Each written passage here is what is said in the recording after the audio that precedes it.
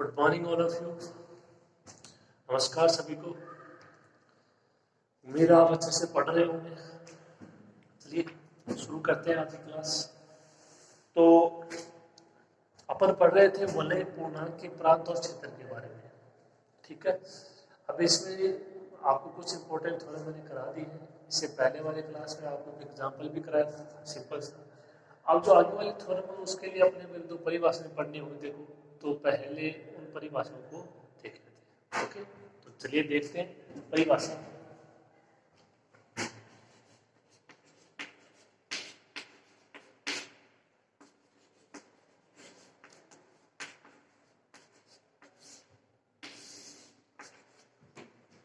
देखिए वलय का अभिलक्षण कि भाई कोई r+2 अपने पास वलय है, उसका अभिलक्षण क्या हो, ठीक है। तो सिंपल सी चीजें देखिए,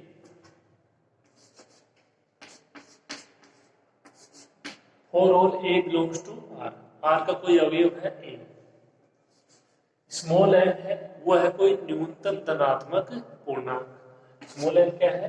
न्यूनतम धनात्मक पूर्णांक, पॉजिटिव है। और न्यूनतम का मतलब हो सके आप उसको उतना कम लो, ठीक है। फिर कंडीशन क्या होगी important, n is equal to 0, यानी जो अवयव दिया r में वो, और आपको उस अवयव के साथ एक ऐसा न्यूनतम धनात्मक पूर्णांक है उससे मल्टीप्लाई कराना है ताकि मान क्या आ जाए 0। जहाँ पे 0 क्या है? r का प्लस संक्रिया के लिए तत्समक अवयव। तो n इज इक्वल टू 0 हो तो n है, जो n है उसको क्या बोलोगे? जो आपकी है वलय r+2 उसका भी लक्षण। n को क्या बोलेंगे? r का अभिलक्षण। 2 है तो 2, 3 है तो 3, 5 है तो 5, 7 है तो 7। और दूसरी कंडीशन कि यदि आप इस प्रकार के n का पता नहीं लगा सकते, या यहाँ पे कुछ इस प्रकार की कंडीशन है कि n का मान ज्ञात नहीं हो सकता, तो जो वलय का r है उसका अभिलक्षण होगा अनंत। और यदि उसका पता लगा सको तो मान आ जाएगा कोई न कोई। और यदि इस प्रकार की कंडीशन आ जाए या इस प्रकार का कोई समुच्चय आपको दिया जाए कि वहां पे आप n का मान ज्ञात नहीं कर सकते, तो जो आपको दी गई है वलय उसका अभिलक्षण क्या हो जाएगा? अनंत हो जाएगा, ठीक है। ये इसकी सिंपल सी परिभाषा है, आपके समझ में आ गई होगी। अब इसको लिखवा देते हैं।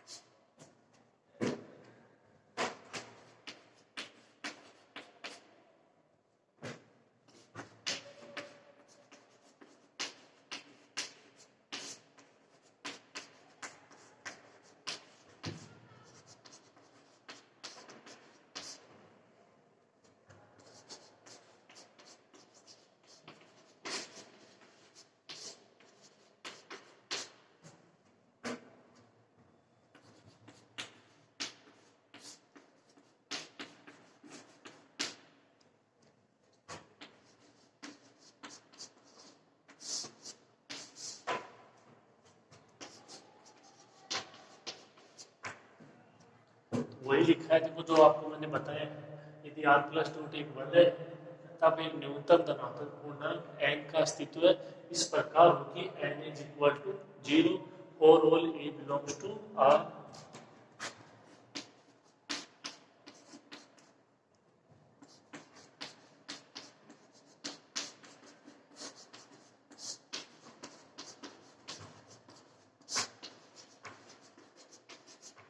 यहाँ पे 0 क्या है? r का योजित तत्समक अवयव। n को डिफाइन कर ही दिया, a को डिफाइन कर ही दिया, ठीक है। योजित का मतलब है प्लस संक्रिया योग संक्रिया के लिए r का तत्समक अवयव।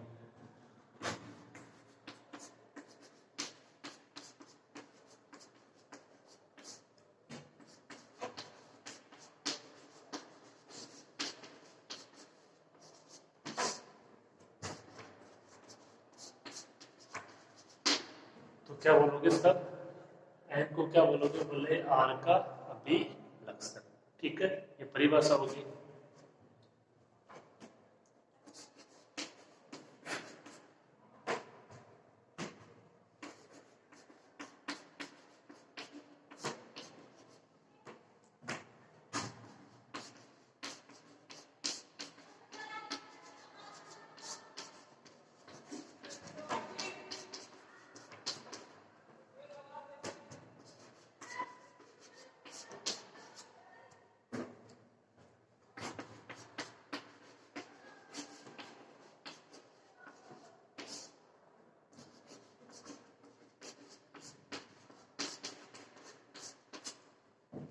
कंडीशन है वो इसमें साथ लिख लेना कि यदि n का मान ज्ञात करना संभव नहीं हो तो जो आपकी वलय r है उसका अभिलक्षण क्या होगा, अनंत। ठीक है, तो ये परिभाषा थी, कोई आपकी वलय है r उसके अभिलक्षण की। ओके, नोट करो।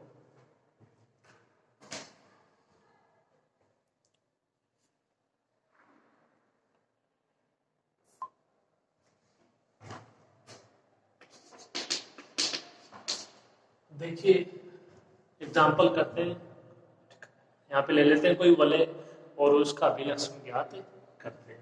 उससे पहले ये थोड़ा सा इसमें चेंज कीजिएगा।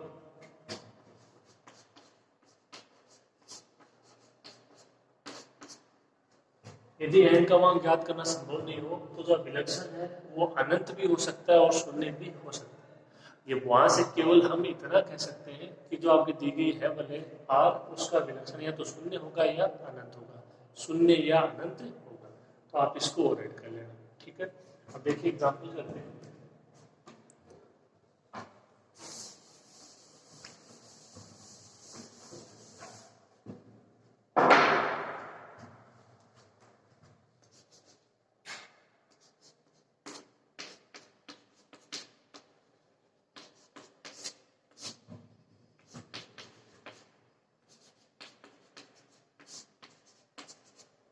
ये देखिए अपन ने ले ली कोई बोले Z7 + 7.7, जहाँ पे +7.7 इसकी टीचर संक्रिया है। आपको इस वलय का अभिलक्षण ज्ञात करना है।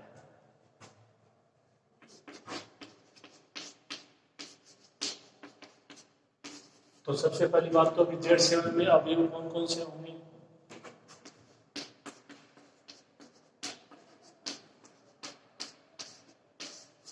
अवयव कौन कौन से होंगे 0 से लेके 6 तक, 0 1 2 3 4 5 6। ठीक है, अब देखिए कंडीशन है उसको याद कीजिए, n is equal to 0, a belongs to r। ठीक है, r थी वलय, अब ये कोई वलय है, इसमें से कोई भी एलिमेंट आप ले लीजिए। ठीक है, और हो सकता, और अगर आप इसको और भी करना चाहो तो इसके आप अपना प्रत्येक अवयव को भी ले सकते हो। अब साथ में आपको स्वयं को सोचना होगा बराबर में क्या होना चाहिए, 0 होना चाहिए। ठीक है, देखिए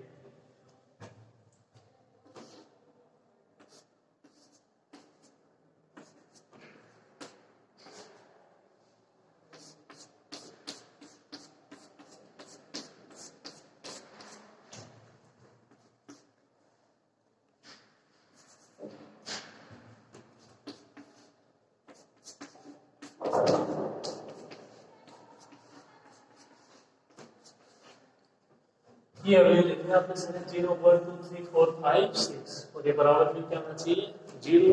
अब यहाँ पे इनका जो n का मान है वो आपको ज्ञात करना है। ठीक है, तो देखिए 0 है तो इसको तो आप 1 से मल्टीप्लाई करा लो, 2 से करा लो, 3 से करा लो, किसी से करा लो, 0 है। तो यानी ये जो अवयव है इसके लिए तो आप अभिलक्षण पता नहीं लगा पाओगे दी गई वलय का। ठीक है, ये जो और अवयव है इनको देख लेते हैं। ठीक है, तो पहले देखो एक को देखो, तो एक को ना किससे मल्टीप्लाई कराओगे ताकि 0 दे, तो देखो एक तो सभी में आ जाएगा कि भाई इसको ना 0 से मल्टीप्लाई करा दो 0 आ जाएगा, तो ऐसा नहीं, जो आपको देखना है न्यूनतम धनात्मक पूर्णांक। ठीक है, तो न्यूनतम धनात्मक पूर्णांक की बात करें तो 1 से स्टार्ट हो जाते हैं। देखिए 1 को 1 से मल्टीप्लाई करेंगे 1 क्या आएगा, 0 नहीं आएगा। ठीक है, तो यहाँ पे 1 को ना किससे मल्टीप्लाई कराए ताकि आपका आ जाए 0। ठीक है, देखो 1 को 1 से कराएंगे 1 क्या आएगा, 1 को 2 से कराएंगे 2, 3 से कराएंगे 3, 6 से कराएंगे 7, लेकिन 1 को अगर 7 से कराएंगे तो 7 आएगा, और ना 7 को क्या लिखोगे, 7 को लिखोगे 0। ठीक है, तो इसका मतलब देखो क्या हुआ कि 1 को आप यदि 7 से मल्टीप्लाई करोगे तो क्या आएगा, 7 आएगा, और 7 को क्या लिखोगे, 0।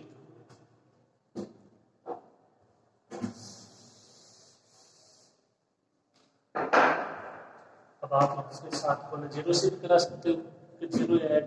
ओके, फिर देखो यहाँ पे 2 को ना किससे कराओगे, तो 2 को और तो आप किसी से करा लो, 1 से करा लो, 3 से करा लो, 6 आएगा, फिर 4 से करा लो, कितना आएगा, 8 आएगा, 8 को क्या लिखोगे, 1 लिखोगे। ठीक है, और 2 को 5 से कराओगे ये होगा 10, 9 10 3 आएगा, 0 नहीं आएगा। तो देखिए 7 सॉरी 7 यहाँ पे, तो इसका मतलब ये 7 है। इसके बाद में एक ही इसका कंप्लीट चक्कर रिपीट कर लेगा तो 8 9 10 11 12 13 14, तो 7 14 21 28 इस तरीके से ये होगा। तो देख लीजिए ये 7 के पारे में कहाँ पे है। 7 को 2 से कराओगे क्या लिखोगे 0, 7 को 3 से कराओगे 21 0, 4 से कराओगे 28 0, 35 0, 42 0। अब यहाँ पे ये एक बनता है क्वेश्चन कि क्या 7 से पहले ऐसा कोई न्यूनतम धनात्मक पूर्णांक नहीं है कि इनके साथ ना मल्टीप्लाई करें तो आ जाएगा 0? कोई भी नहीं है। देखो हम 7 से पहले 6 5 4 3 2 1 इनमें से किसी से भी क्या मल्टीप्लाई करा लो, ये 0 नहीं है। ठीक है, क्योंकि 0 का क्या मतलब है 0 7 14 21 28 35 इस तरीके से। ये यहाँ पे इस एग्जाम्पल के लिए 0 का मतलब है। तो वो न्यूनतम धनात्मक पूर्णांक क्या है 7 है। इसका मतलब ये जो आपकी वलय है इसका विलक्षण क्या होगा 7 हो जाएगा। ओके, तो ये एग्जाम्पल है, आपको समझ में आ गया होगा।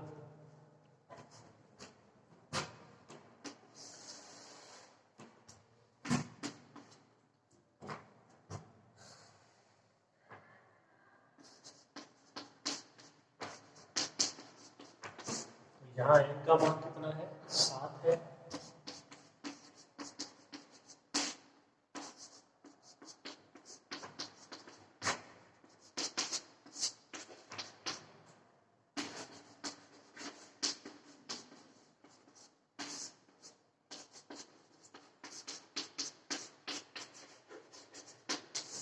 तो बोले Z7 + 7 रूट 7 का विलक्षण क्या होगा 7 होगा। ओके, यहाँ तक कर लो इसको।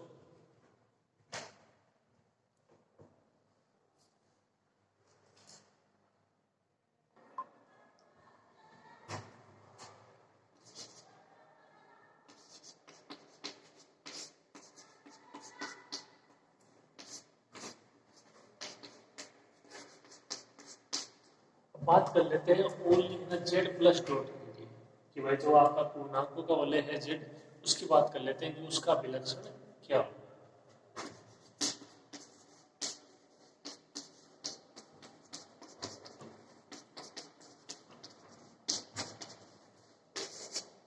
ये आपके जेड में अभी होते हैं। तो देखिए यहाँ पे आप इनकी कोई भी वैल्यू से 0 1 2 3 -1 -2 -3, तो यहाँ पे आप किसी भी तरीके से n का मान को ज्ञात नहीं कर सकते, क्योंकि इससे पहले वाला आपने दिया था Z7, आप जगह उसकी जगह कुछ और भी ले सकते हो Z5 Z6।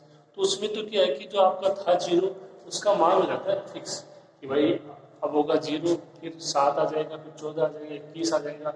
लेकिन यहाँ पे 0 है तो उसका पता ही नहीं है कि वो कौन से मान को फिक्स करेगा। 6 को करेगा, फिर हो जाएगा 12 18 24 इस तरीके से, 5 10 15 20 इस तरीके से।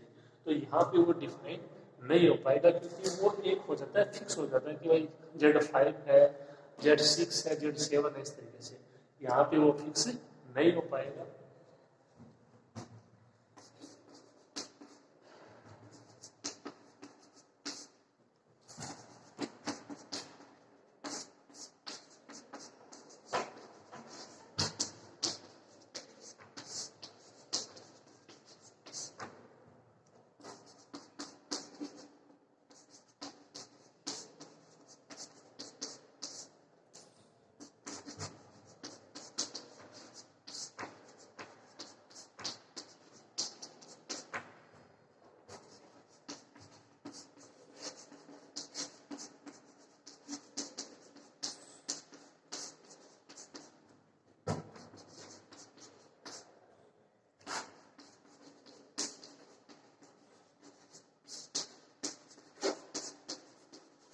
तो जो आपकी है बोले जेड प्लस डॉट, उसका विलक्षण क्या होगा, या तो शून्य होगा या अनंत होगा, क्योंकि यहाँ n का मान किसी भी प्रकार से ज्ञात करना संभव नहीं। तो ये परिभाषा अच्छी समझ में आ गई होगी, वलय का अभिलक्षण। ओके, नोट करो इसको।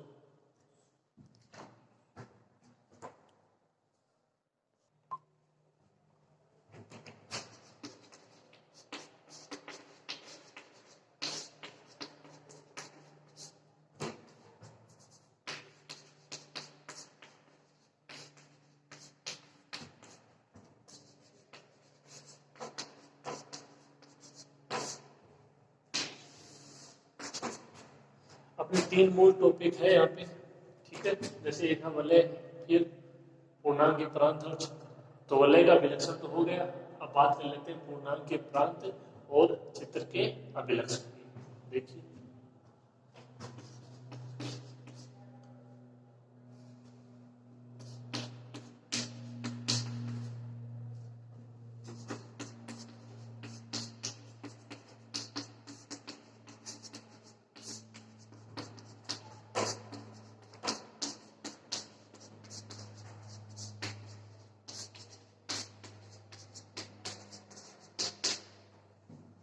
यदि आई या डी कोई पूर्णांक के प्रांत है, जो पूर्णांक के प्रांत है उसका प्रतिचिह्न आई भी ले सकते हो और डी भी ले सकते हो।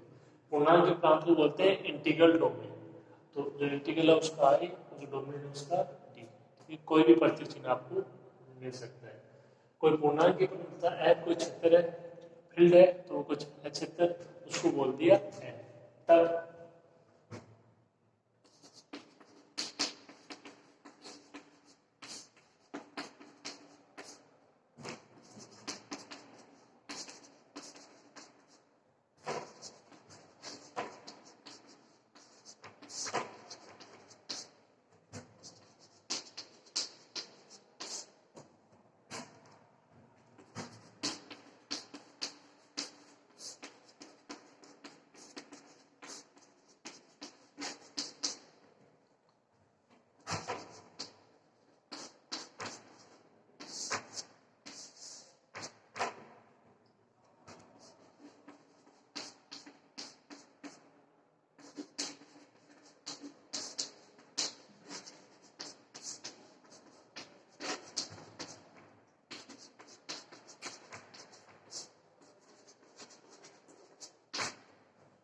देखिए पूर्णांक के प्रांत क्षेत्र का अभिलक्षण, ठीक है, दोनों की परिभाषा वो सेम ही रहेगी। वह न्यूनतम धनात्मक पूर्णांक है कि n dot 1 is equal to 0। इसे पहले वाले में क्या था, n into A is equal to 0। A है वो आर का मान था, ठीक है। अब जो a है उसकी जगह हो गया फिक्स मान हो गया, बस यही दोनों में अंतर है।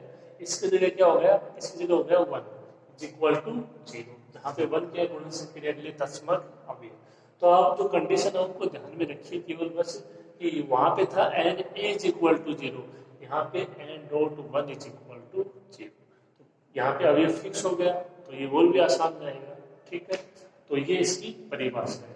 तो जो n है पूर्णांक के प्रांत का अभिलक्षण, वह न्यूनतम धनात्मक पूर्णांक n बोल सकते हो आप, n क्या हो जाएगा इसका अभिलक्षण। और वही बात, यदि इस प्रकार के n का मान ज्ञात नहीं किया जा सकता तो जो भी पूर्णांक के प्रांत या क्षेत्र है उसका अभिलक्षण क्या होगा, शून्य या अनंत होगा, ठीक है। तो ये इनकी दोनों की परिभाषा हो गई, दोनों परिभाषा इंपॉर्टेंट है, देख लेना आप, ओके। तो कंडीशन वो याद रखिए, n इज इक्वल टू 0, ये हो जाएगा कोई वलय का अभिलक्षण। n dot 1 is equal to 0 पूर्णांक के प्रांत या क्षेत्र का अभिलक्षण। एक के बारे में आपको पता है, 0 के बारे में पता है और n के बारे में भी पता है, ओके। नोट कीजिए इसको।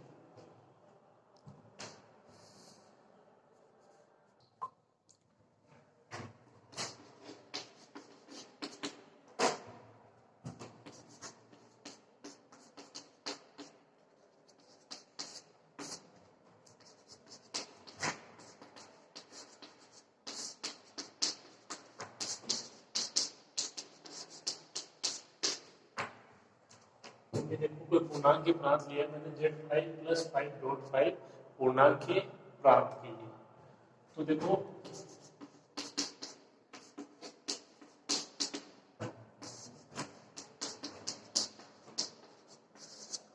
ये अवयव हो जाएंगे z5 के 0 1 2 3 4।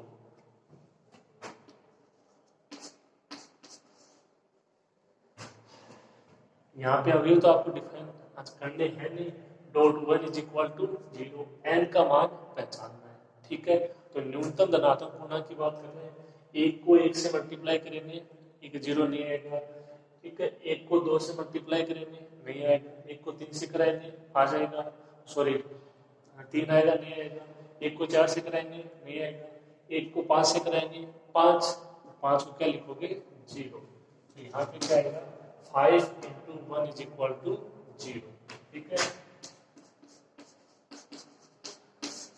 एन का मान 5। इससे पहले जो एग्जांपल लिखा Z7 + 7.7, आप यदि उसके अभिलक्षण की बात करें और वो वहां पे पूर्णांक के बनाते हो क्षेत्र, तो उसका अभिलक्षण क्या होगा, 7 हो जाएगा। ठीक है, तो इसका n का मान कितना होगा, 5 होगा। तो यहाँ पे ये जो पूर्णांक के प्रांत है इसका अभिलक्षण 5 हो जाएगा। कंडीशन याद रखिए बस। ओके, तो इसको थोड़ा सा लिख लीजिए, फिर थ्योरम करते हैं।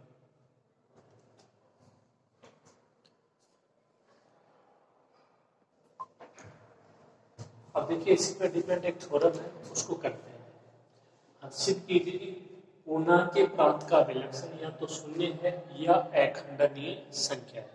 पूर्णांक के प्रांत तो आप जानते हो, अभिलक्षण आप जानते हो।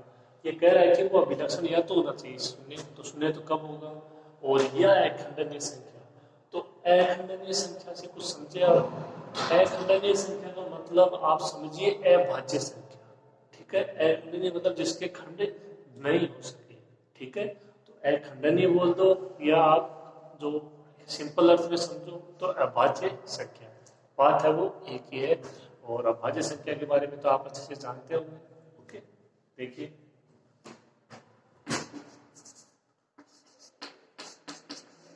ये अभी अभी अपन ने परिभाषा लिखी है पूर्णांक के प्रांत के अभिलक्षण। ठीक है, तो देखो आप इसको ऐसे भी लिख सकते हो, order of 1 is equal to n, order of 1 is equal to n। ठीक है, इसको आप ऐसे भी लिख सकते हो, ये इसका तरीका समझ लीजिए लिखने का। ओके, अब देखिए इसको शुरू करते हैं।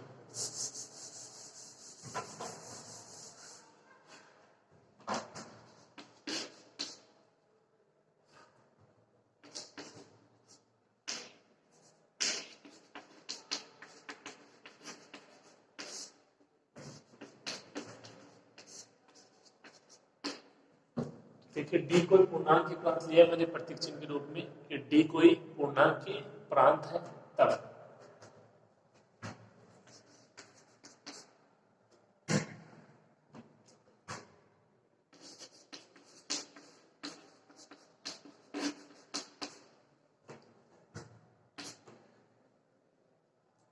तब ए बिलोंग्स टू डी के लिए, यानी पूर्णांक के प्रांत में मैंने कोई अवयव लिया है ए।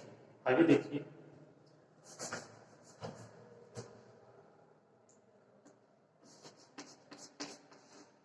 और वो क्या है, नॉट इक्वल टू 0, यानी वो 0 नहीं है।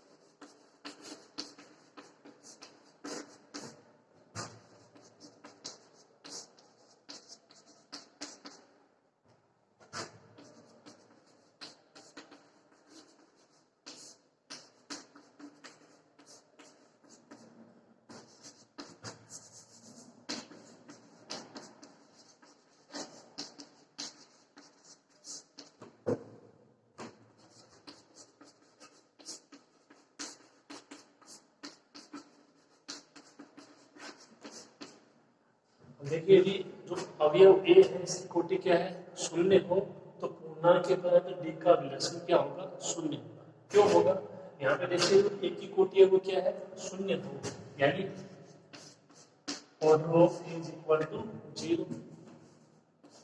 सही है, order of A is equal to 0, A की कोटि शून्य है।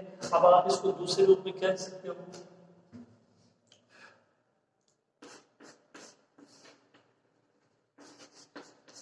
ये आपको मैंने प्रूव करवाया 0.a इज इक्वल टू 0। ठीक है, तो यहाँ पे जो ये रूप है ये इसी का दूसरा रूप है, वह कैसे लिखो, n.1 इज इक्वल टू 0। आप इसको क्या लिख सकते हो, ऑर्डर ऑफ जो है 1 उसका मान, तो आप इसके लिए इसकी एक बार तुलना कर लीजिए। ये देखिए n, ये 0, ठीक है, ये 1, ये a, ये 0, ये 0, तो यहाँ पे तो सेम है, यहाँ पे n.1 है, यहाँ पे 0.a है, और ये आपको मैं प्रूफ करवा चुका हूँ, और a बिलोंग्स टू d। तो देखिए यहाँ पे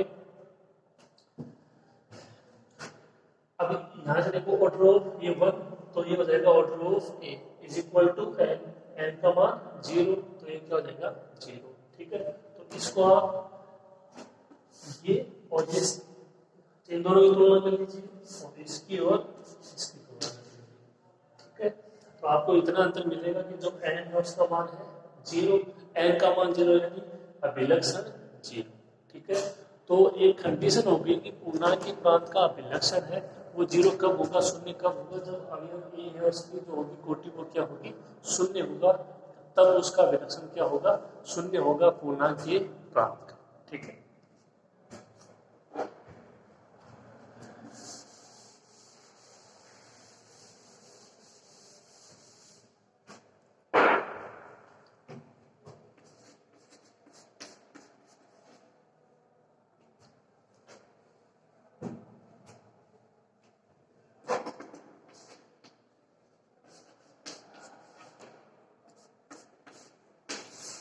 ये इसका कारण लिख लीजिएगा अपना 0 डॉट इज इक्वल टू 0, तो इसका मतलब अपना order of is equal to 0, या आप ऐसे समझिए 0 डॉट ए, ये तो वही बात होगी।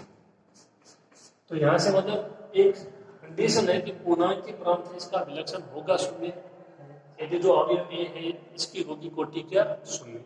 अब बात कर ले कि यदि अगर शून्य नहीं हो तो क्या हो, एक अभाज्य संख्या, तो उसकी कंडीशन देखिए।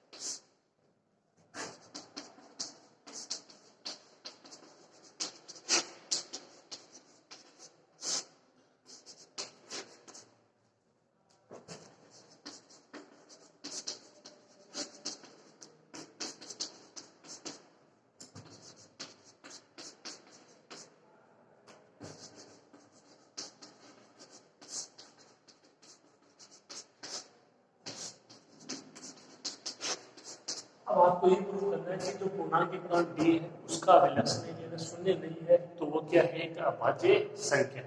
इसको प्रूव करेंगे अपन कॉन्ट्राडिक्शन मेथड से, विरोधाभास विधि से, यानी अपन लेके चलेंगे कि जो इसका अभिलक्षण है वो एक क्या है, अभाज्य संख्या नहीं है। ठीक है,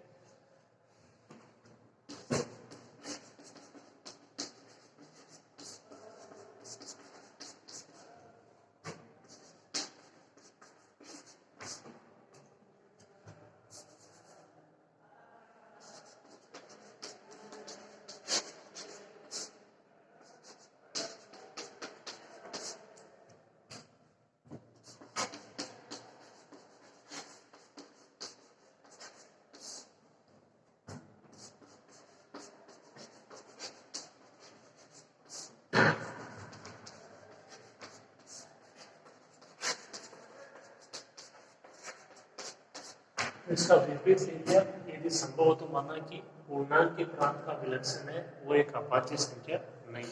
ठीक है, अब हल करते देखिए इसको, आप यहाँ तक लिखिए।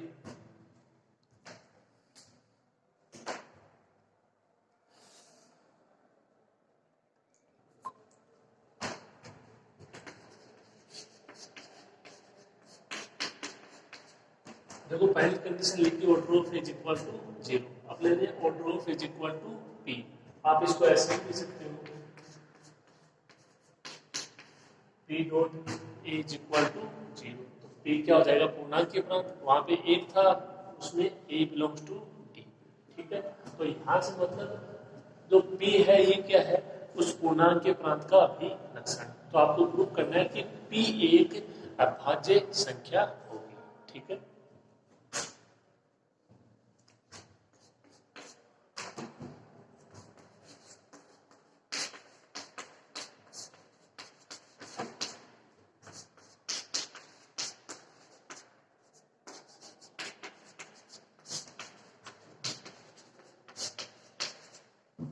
क्योंकि आपको बताया इसका लेना आपको विपरीत, और इसका विपरीत मतलब पी एक अभाज्य संख्या नहीं है।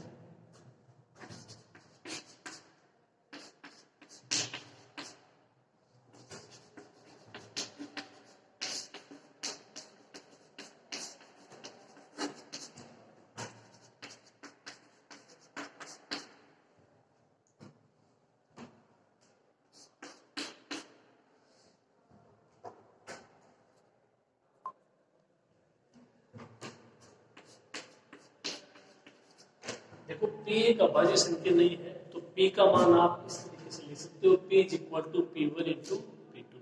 क्योंकि देखिए कोई भी अभाज्य संख्या आप उसको सोच लीजिए, भले वो 7 हो भले वो 11। अब देखिए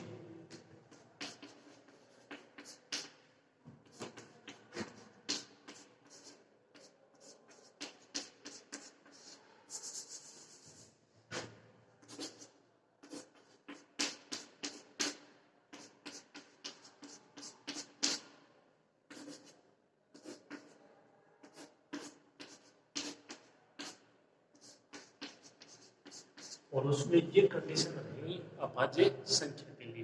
होंगे कैसे देखिए, आपने जैसे 7 लिया और लिया 11, ये एक अभाज्य संख्या नहीं है। अभाज्य संख्या अब अगर P एक अभाज्य संख्या होती इसका मतलब P का मान 7 हो सकता है, P का मान 11 हो सकता है। तो देखिए आप 7 को ऐसे लिख सकते हो 7 इंटू 1, ये 11 इंटू 1, ठीक है। अब P is equal to P1 dot P2 का क्या मतलब है कि ये अभाज्य संख्या नहीं है। अब अभाज्य संख्या नहीं है इसका मतलब आप कोई भी संख्या ले सकते हो, जैसे 8, तो 8 संख्या ले सकते हो 4 इंटू 2, ठीक है। आप लिख सकते हो 15,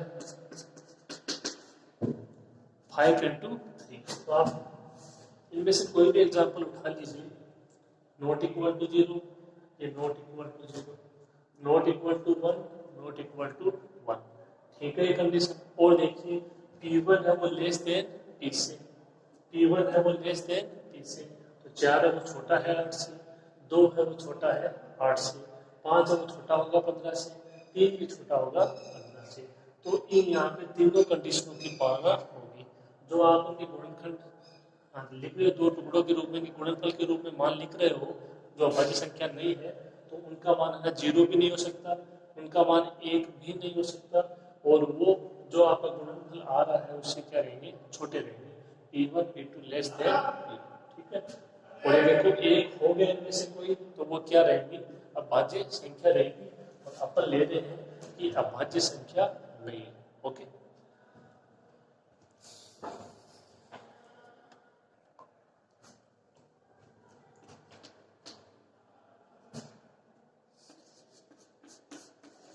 देखिए A नॉट इक्वल टू है 0,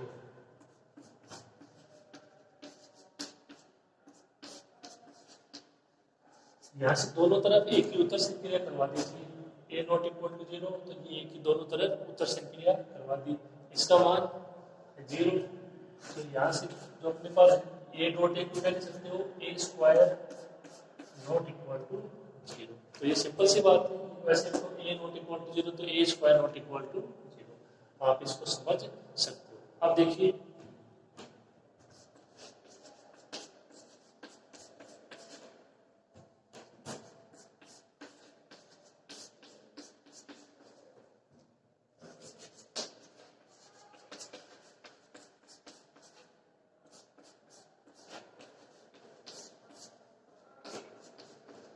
देखो आपने लिया A नॉट इक्वल टू 0, तो order of is equal to P।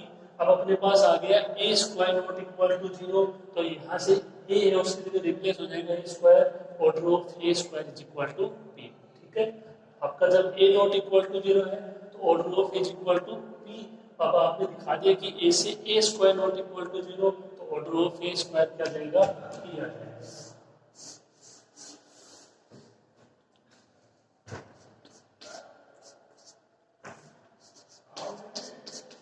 इसको क्या लिख सकते हो, तो जो आपका order of A square P है, इसको क्या लिख सकते हो, P into A square is equal to 0, ठीक है।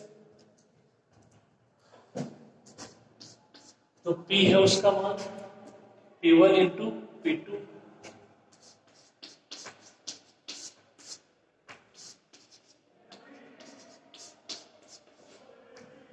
और A स्क्वायर को आप A डॉट A लिख सकते हो।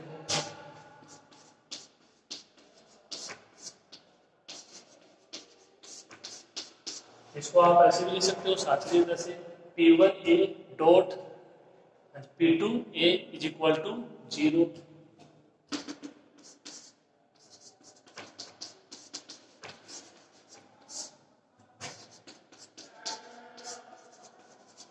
डी है वो पूर्णांक के प्रांत आपको दिया गया है, और पूर्णांक के प्रांत की 3 कंडीशन होती है, उनमें से एक होता है शून्य भाजक रहित वलय।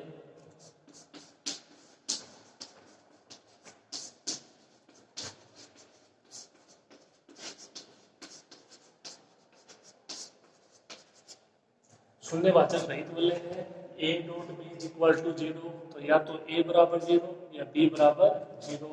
यहां से क्या बोलोगे,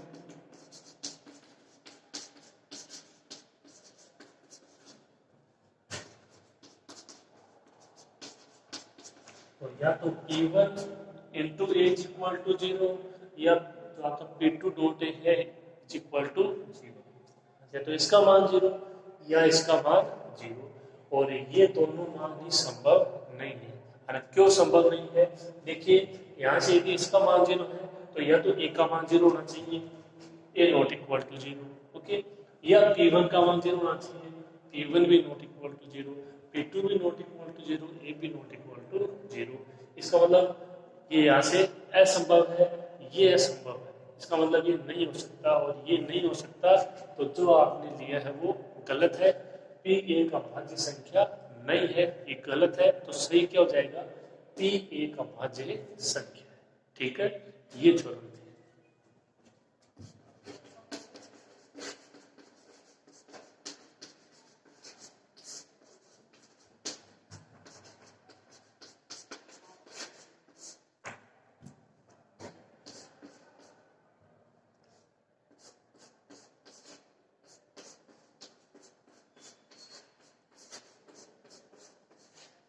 जो कि है संभव है, क्योंकि P1 not equal to 0, P2 not equal to 0 और A नॉट इक्वल टू 0, तो ये है संभव है। इसका मतलब जो आपने लिया वो गलत है, सही क्या हो जाएगा, P एक अभाज्य संख्या है। ओके, तो आप इसको यहाँ तक कीजिए, थोड़ा सा और कंप्लीट करवा देते हैं।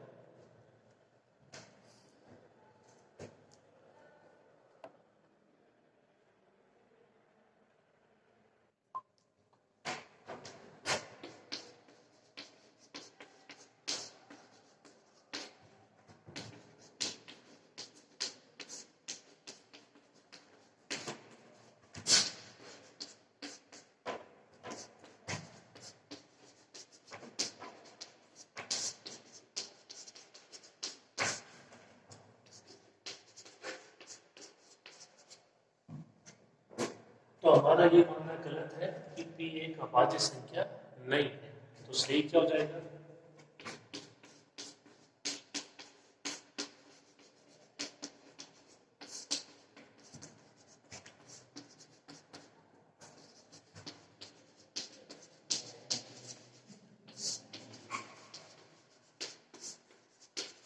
तो सही क्या हो जाएगा, P एक अभाज्य संख्या या अखंडनीय संख्या है।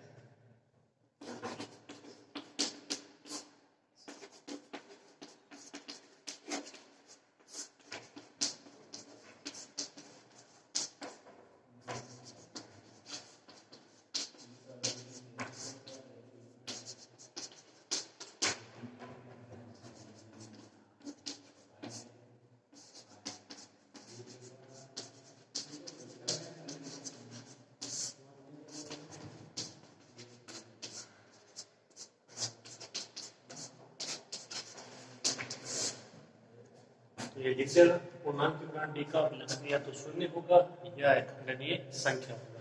दो चीज दिखानी है, तो शून्य तो कब होगा, जब कोई अवयव आप ए लेते हैं उसकी कोटि क्या हो जाए, शून्य हो जाए। और अखंडनीय संख्या कौन से तरीके से होगा, विरोधाभास विधि से। कोई संख्या ले लीजिए order of is equal to, और उस संख्या को आपको दिखाना है कि वो अभाज्य संख्या है, और उसको ले लीजिए उसका विपरीत, यानी वो अभाज्य संख्या नहीं है, यानी भाज्य संख्या है, तो आप उस भाज्य संख्या को इन्हीं दो संख्याओं के मल्टीप्लाई में लिख सकते हो, और प्रोसेस आपके सामने है। ठीक है, और जो कंडीशन है वो इम्पोर्टेंट है कि जो तो उनके मल्टीप्लाई के रूप में आप उनको अप्लाई कर रहे हो, तो उनका मान 1 भी नहीं होगा, उनका मान है वो 0 भी नहीं होगा, और उनका मान है वो जो आपका गुणनफल है में P उससे हमेशा कम होगा। ठीक है, तो ये दो परिभाषाएं, इनके एग्जाम्पल और एक थ्योरम, ये आज की क्लास में हो पाया है। ठीक है, तो आप इसको देखना अच्छे से।